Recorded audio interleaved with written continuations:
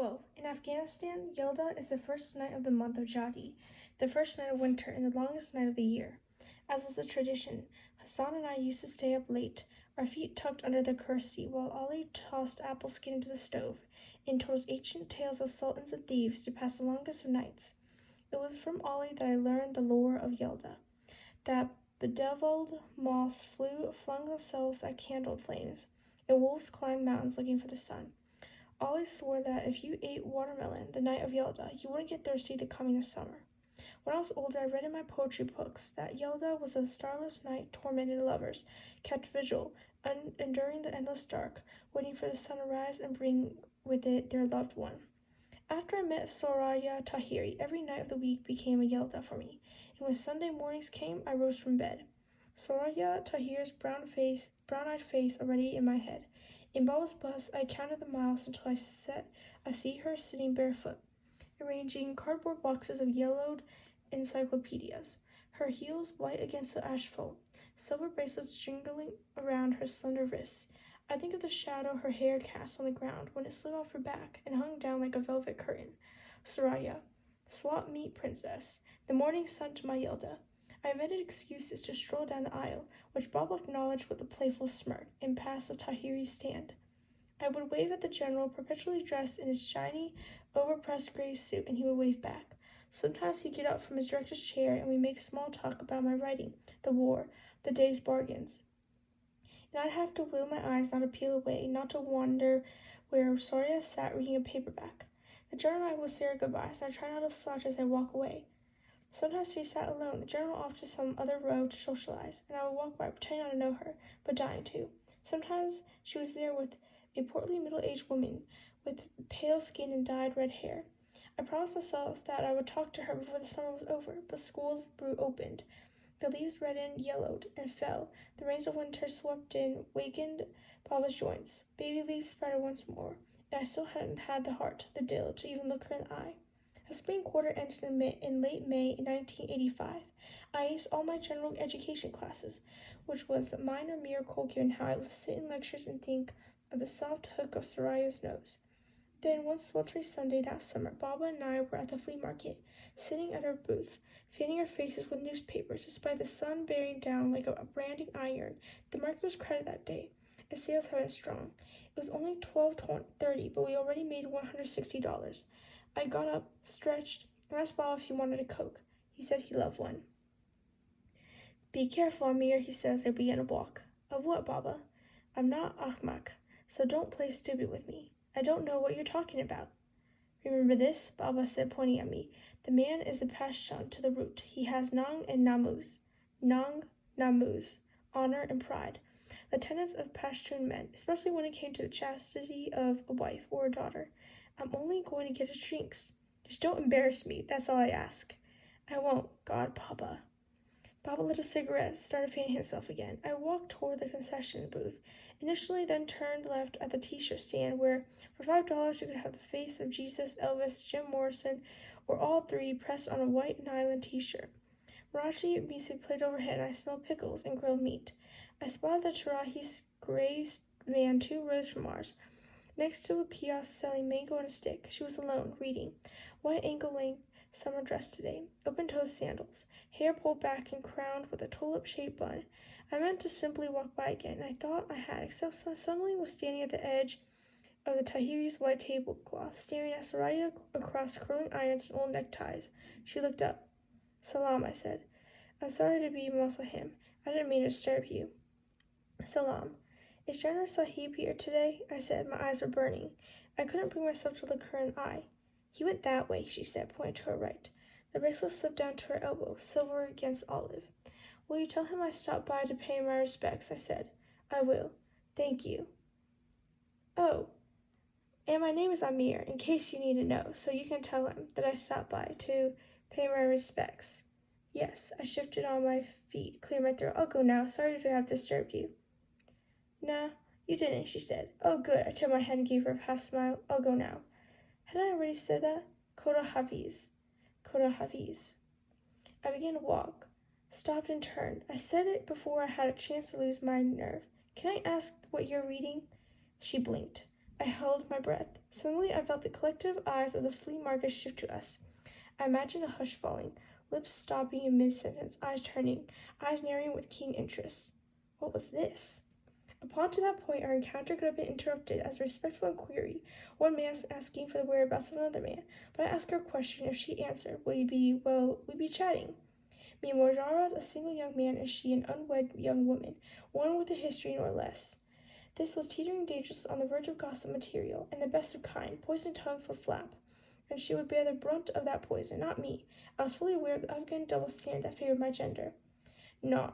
Did you see him chatting with the girl? With her? But woo! Did you see how she wouldn't let him go? What a lochak. By Afghan standard, my question had been bold. With it, I had bare myself, and left little doubt as to my interest in her. But I was a man, and all I had to risk was a bruised ego. Bruises healed, reputations did not. Would she take my dare? She turned the book so the cover faced me. Wuthering Heights. Have you read it? She said. I nodded. I could feel the pulsating beat of my heart behind my eyes. It's a sad story. Sad stories make good books, she said. They do. I heard you right. How'd she know? I wonder if her father had told her. Maybe she had asked him.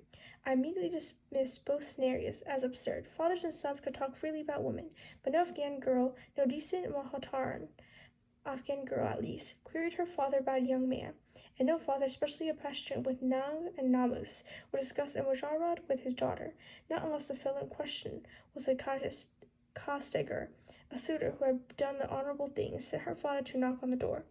Incredibly, I heard myself say, "Would you like to read one of my stories?" "I would like that," she said. I sensed an unease in her now.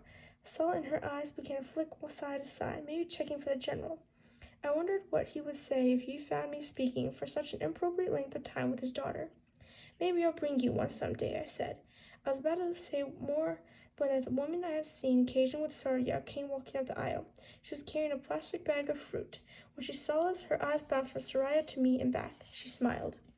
"Amir Jean, good to see you," she said, unloading the bag on the tablecloth. Her brow glistened with a sheen of sweat. Her red hair coiffed like a helmet, glittered in the sunlight. I could see bits of her scalp where the hair had thinned. She had small green eyes buried in cabbage-round face, capped teeth, and little fingers like sausages. A golden Allah rested on her chest, the chain burrowed under the skin tags and folds of her neck. "I am Jamila, Soraya Jan's mother." "Salam, Kalajan," I said, embarrassed, as I often was around Afghans, that she knew me and had no idea who she was. "How is your father?" she said. "He's well, thank you." "You know your grandfather, Ghazi Sahib the judge? Now his uncle and my grandfather were cousins," she said.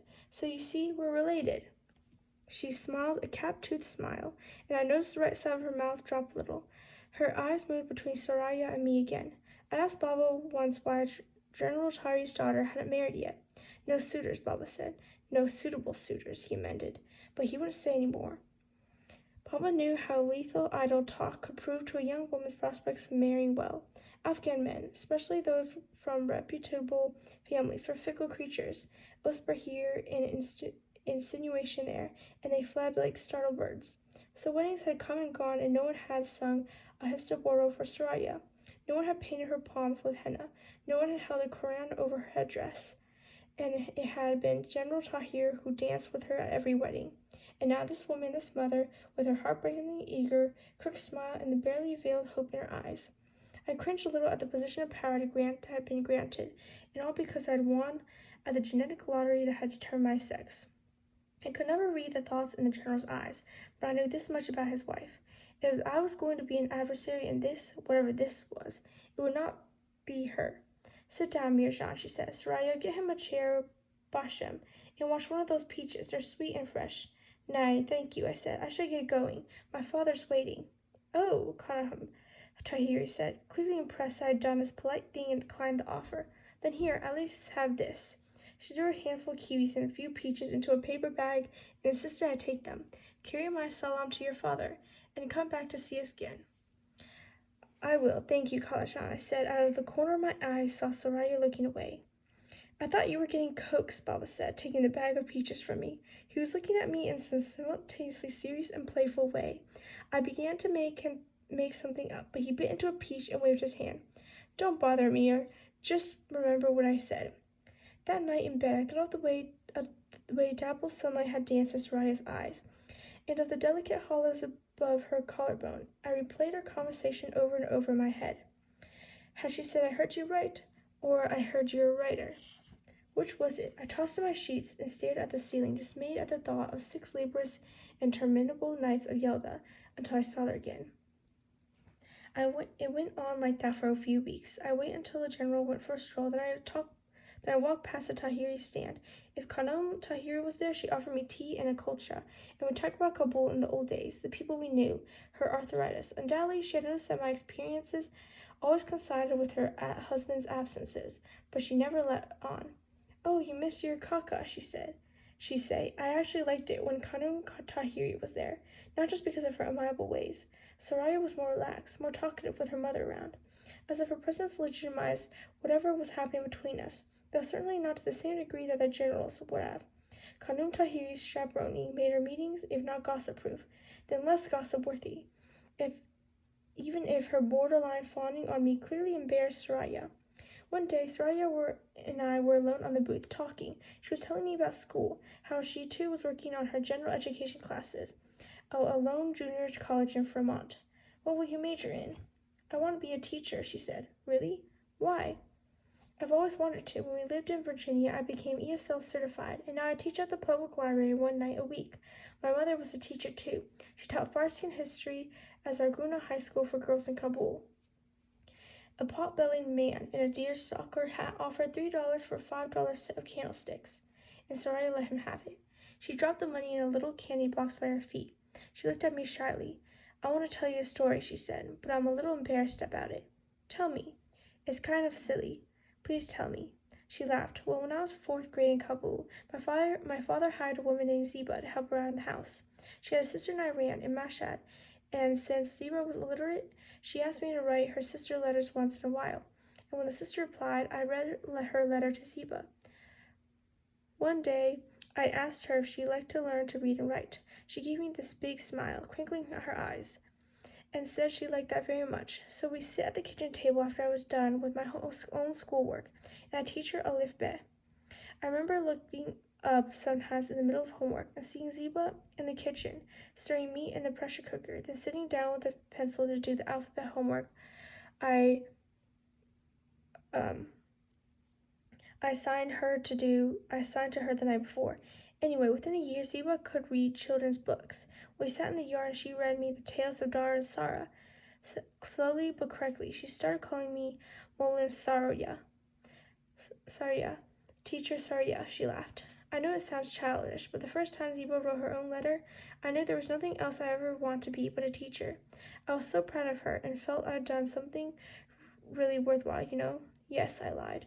I thought of how I used my literacy to ridicule Hassan, how I teased him about big words he didn't know. My father wants me to go to law school. My mother's always throwing hints about middle school, but I want to be a teacher. Doesn't pay much here, but it's what I want. My mother was a teacher too, I said. I know, she said. My mother told me. Then her face reddened with a blush at what she had blurted, and the implication of her answer that a mere conversation took place between them when I wasn't there. It was an enormous effort to stop myself from smiling. I brought you something. I fished the roll of stapled papers from my back pocket. As I promised, I handed her one of my short stories. Oh, you remembered, she said, actually beaming. Thank you. I barely had time to register that she addressed me with "tu" for the first time, and not the formal "Shoma," because suddenly her smile vanished. The color dropped from her face, and her eyes fixed on something behind me. I turned around, came face to face with General Tahiri. "Amir Jan, our aspiring storyteller, what a pleasure," he said. He would smile thinly. Salam, General Sahib," I said through heavy lips. He moved past me toward the booth. "What a beautiful day it is, nay," he said, thumb hooked in the breast pocket of his vest. The other hand extended toward Soraya. She gave him the pages. "They say it will rain this week. Hard to believe, isn't it?" He dropped the rolled pages in the garbage can, turned to me, and gently put a hand on my shoulder. We took a few steps together. "You know, Bashem, I've grown rather fond of you. You are a decent boy. I really believe that, but—" He sighed and waved a hand. "Even decent boys need reminding sometimes. So it's my duty to remind you that you are among peers in this flea market." He stopped. His expressionless eyes bore into mine. You see, everyone here is a storyteller, he smiled, revealing perfectly even teeth. Do pass my respects to your father, Mirjan. He dropped his hand, smiled again. What's wrong? Baba said. He was taking an elderly woman's money for a rocking horse. Nothing, I said. I sat down on an old TV set. Then I told him anyway. Ah, come here, he sighed. As it turned out, I didn't get brood too much over what happened, because later that week, Baba caught a cold. It started with hacking cough in the sniffles. He got over the sniffles, but the cough persisted. He hacked into his handkerchief, stowed it in his pocket. I kept after him to get it checked, but he waved me away. He hated doctors and hospitals. To my knowledge, the only time Baba had ever gone to a doctor was the time he caught malaria in India. Then 2 weeks later, I caught him coughing on what a blood-stained film in the toilet. How long have you been doing this? I said. What's for dinner? He said. I'm taking you to the doctor. Even though Baba was the manager at the gas station, the owner hadn't offered him health insurance, and Baba, in his recklessness, hadn't insisted. So I took him to the county hospital in San Jose. The Salapufia doctor who saw us introduced himself as a second-year resident. He looks younger than you and sicker than me, Baba grumbled. The resident sent us down for a chest x-ray. When the nurse called us back and the resident was filling out a form. Take this to the front desk, he said, scribbling quickly. What is it? I asked. A referral. Scribble, scribble. For what? Pulmonary clinic. What's that? He gave me a quick glance, pushed up his glasses, began scribbling again. He's got a spot on his right lung. I want to check it out. A spot? I said. The room's suddenly too small. Cancer. Baba added casually. Possible. It's suspicious anyway, the doctor muttered. Can't you tell us more? I asked. Not really. I need a CAT scan first, then see the lung doctor. He handed me the referral form. You said your father smokes, right? Yes. He nodded. Look from me to Baba and back again. They'll call you within 2 weeks. I wanted to ask him how I was supposed to live with that word, suspicious, for 2 whole weeks. How was I supposed to eat, work, study? How could he send me home with that word? I took the form and turned it in. That night I waited until Baba fell asleep and then folded a blanket. I used it as a prayer rug, bowed my head to the ground. I recited half-forgotten verses from the Koran, verses the mullah had made us commit to memory in Kabul, and asked for kindness for a God I wasn't sure existed. I envied the mullah now, envied his faith and certainty. 2 weeks passed and no one called, and when I called them, they told me they lost the referral. Was I sure? I tried to turn it in. They said they would call in another 3 weeks. I raised hell and bargained the 3 weeks down to 1 for the CAT scan, 2 to see the doctor. The visit with the pulmonologist, Dr. Schneider, was going well until Baba asked him where he was from. Dr. Schneider said Russia. Baba lost us. Excuse us, doctor, I said, pulling Baba aside. Dr. Schneider smiled and stood back, stethoscope still in his hand. Baba, I read Dr. Schneider's biography in the waiting room. He was born in Michigan. Michigan. He's American and a lot more American than you and I will ever be. I don't care where he was born. He's Rusi, Baba said, grimacing like it was a dirty word. His parents were Rusi. His grandparents were Rusi. I swear in your mother's face, I'll break his arm if he tried to touch me. Dr. Schneider's parents fled from the Sarari. Don't you see? They escaped. But Baba would hear none of it. Sometimes I think the only thing he loved as much as his late wife was Afghanistan, his late country. I almost screamed with frustration. Instead, I sighed and turned to Dr. Schneider. I'm sorry, doctor. This isn't going to work out. The next pulmonologist, Dr. Amani, was Iranian, and Baba approved. Dr. Amani, a soft-spoken man with a crooked mustache and a mane of gray hair, told us he had received the CAT scan results and that he would have to perform a procedure called bronchoscopy to get a piece of the lung mass for pathology. He scheduled it for the following week. I thanked him as I helped Baba out of the office, thinking that now I had to live a whole week with this new word, mass, an even more ominous word than suspicious. I wish Soraya were there with me. It turned out that, like Satan, cancer has many names. Baba's was called oat cell carcinoma, advanced, inoperable. Baba asked Dr. Amani for prognosis. Dr. Amani bit his lip. He used the word grave. There's chemotherapy, of course, he said, but it would only be palliative. What does that mean? Baba asked. Dr. Amani sighed. It means it wouldn't change the outcome, just prolong it. That's a clear answer, Dr. Amani. Thank you for that, Baba said, but no chemo medication for me. He had the same resolved look on his face as the day he dropped the stack of food stamps on Dr. Dogan's desk. But Baba, don't you challenge me in public, Omar. Ever. Who do you think you are? The rain General Tahiri had spoke about at the flea market was a few weeks late, but when we stepped out of Dr. Amani's office, passing cars sprayed grimy water onto the sidewalk. Baba lit a cigarette. He smoked all the way to the car and all the way home.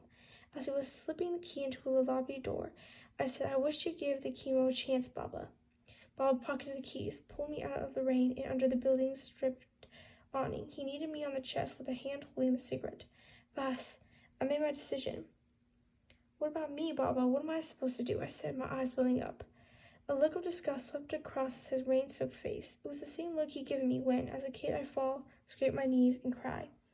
It was the crying that brought it on then, the crying that brought it on now. You're 20 years old, Amir, a grown man. He opened his mouth, closed it, opened again. He considered. Above us, rain drummed on the canvas awning. What's going to happen to you, you say? All those years? That's what I was trying to teach you, how to never have to ask that question. He opened the door, turned back to me, and one more thing. No one finds about this, you hear me? No one.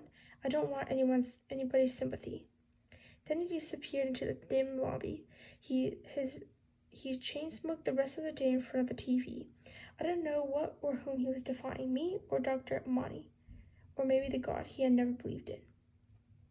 For a while, even cancer couldn't keep Baba from the flea market. We had our garage sale treks and Saturdays, Baba the driver and me the navigator, and we set up our display on Sundays. Brass lamps, baseball gloves, ski jackets with broken zippers. Baba greeted acquaintances from the old country and I haggled with buyers over $1 or $2, like any of it mattered, like the day I would become an orphan was inching closer with each closing of shop. Sometimes General Tahiri and his wife strolled by. The general, ever the diplomat, greeted me with a smile, his two-hand shake.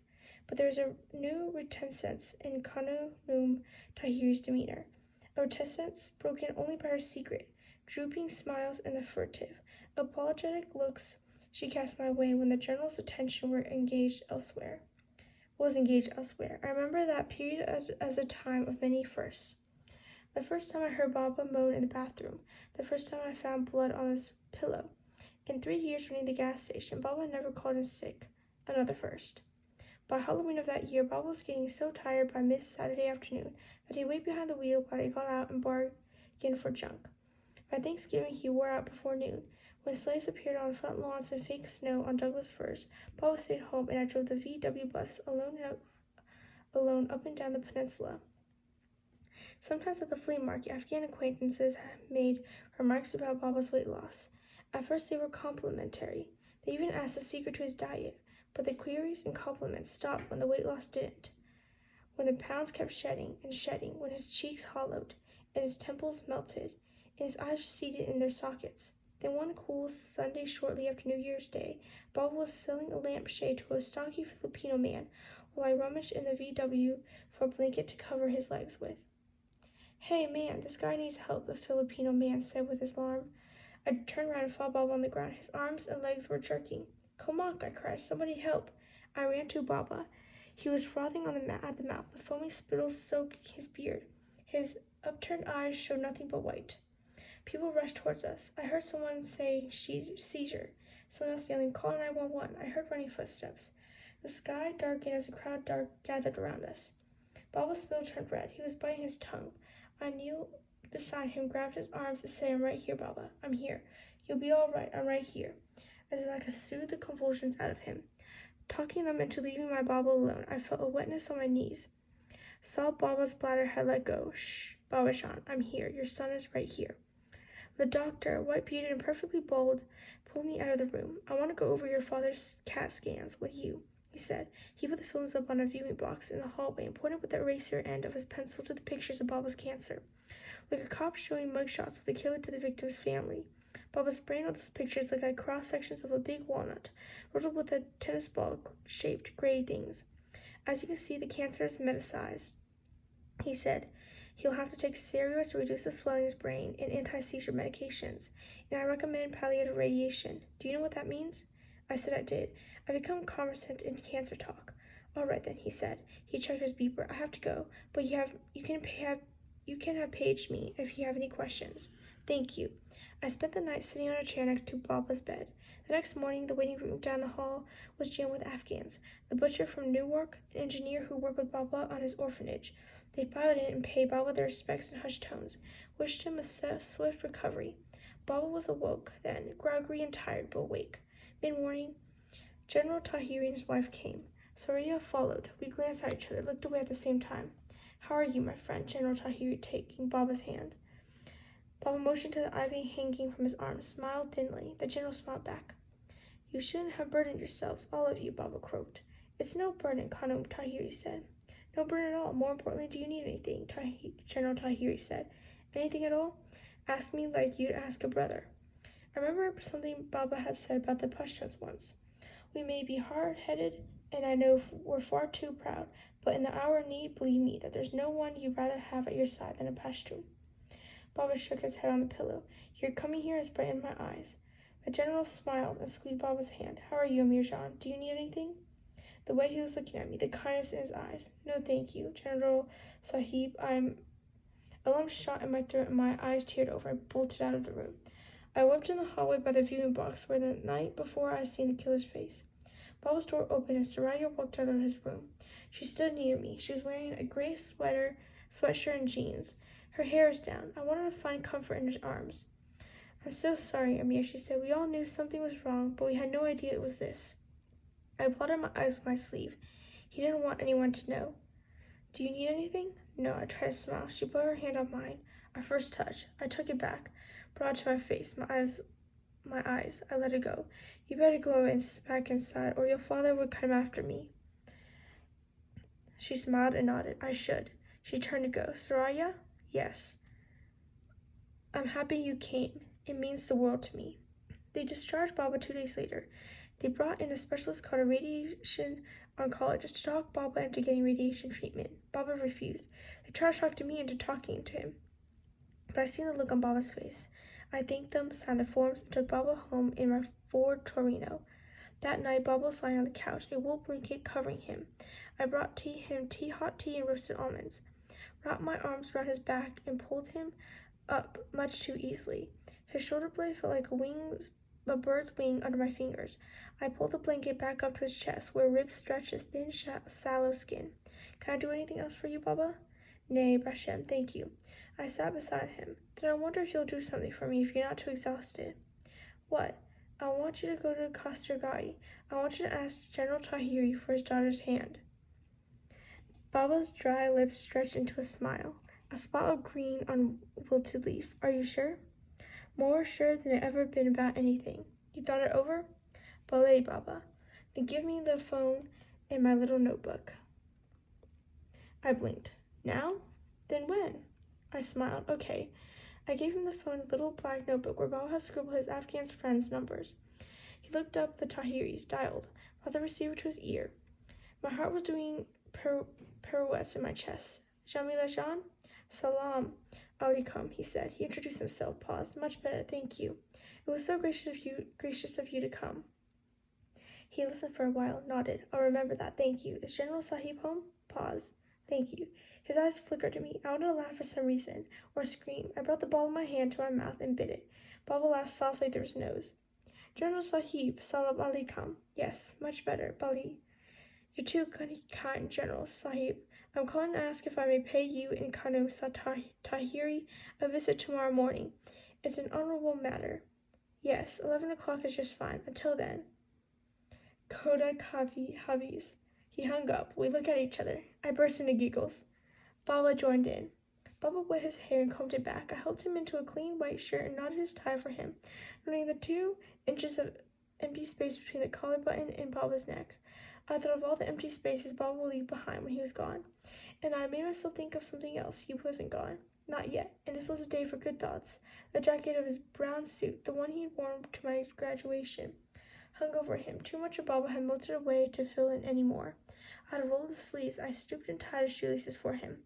The Tiberis lived in a flat, one-story house in one of the residential areas in Vermont, known for housing a large number of Afghans. It had bay windows, a pitched roof, and an enclosed front porch on which I saw potted geraniums. The general's gray van was parked in the driveway. I helped Baba out of the Ford and slipped back behind the wheel. He leaned in the passenger window. Be home. I'll call you in an hour. Okay, Baba, I said. Good luck. He smiled. I drove away in the rear view mirror. Baba was hobbling up the Tahiri's driveway for one last fatherly duty. I paced the living room of our apartment, waiting for Baba's call, 15 paces long and 10.5 paces wide. What if the general said no? What if he hated me? I kept going to the kitchen, checking the oven clock. The phone rang just before noon. It was Baba. Well? The general accepted. I let out bursts of air, sat down, my hands were shaking. He did? Yes, but Saraya Jan is upstairs in her room. She wants to talk to you first. Okay. Baba said something to someone. There was a double click as he hung up. Amir? Saraya's voice. Salam. My father said yes. I know, I said. I switched hands. I was smiling. I'm so happy I don't know what to say. I'm happy too, Amir. I can't believe this is happening. I laughed. I know. Listen, she said. I want to tell you something you have to know before. I don't care what it is. You need to know. I don't want us to start with secrets, and I'd rather you hear it from me. If it will make you feel better, tell me, but it won't change anything. There was a long pause at the other end. When we lived in Virginia, I ran away from an Afghan man. I was 18 at the time, rebellious, stupid, and he was into drugs. We lived together for almost a month. All the Afghans in Virginia were talking about it. Padar eventually found us. He showed up at the door and made me come home. I was hysterical, yelling, screaming, and saying I hate him. Anyway, I came home and she was crying. Excuse me, I heard her put the phone down, blow her nose. Sorry, she came back on, sounding hoarse. When I came home, I saw my mother had had a stroke. The right side of her face was paralyzed, and I felt so guilty. She didn't deserve that. Padar moved us to California shortly after. Silence followed. How are you and your father now? I said. We've always had our differences. We still do, but I'm grateful that he came for me that day. I really believe he saved me. He paused. So does what I told you bother you? A little, I said. I owed her the truth on my tone. I couldn't lie to her and say that my pride, my iftikhar, wasn't stung at all, that she had been with a man, whereas I'd never taken a woman to bed. It did bother me a bit, but I had pondered this quite a lot the weeks before before I asked Baba to go to Kasagari, and in the end, the question that always came to me back was, how could I, of all people, chastise someone for the past? Does it bother you enough to change your mind? No, Soraya, not even close, I said. Nothing you said changes anything. I want us to marry. She broke into fresh tears. I envied her. Her secret was out, spoken, dealt with. I opened my mouth and almost told her how I betrayed Hassan, lied, driven him out, and destroyed a 40-year relationship between Baba and Ali. But I didn't. I suspected there were many ways in which Soraya Tahir was a better person than me. Courage was just one of them.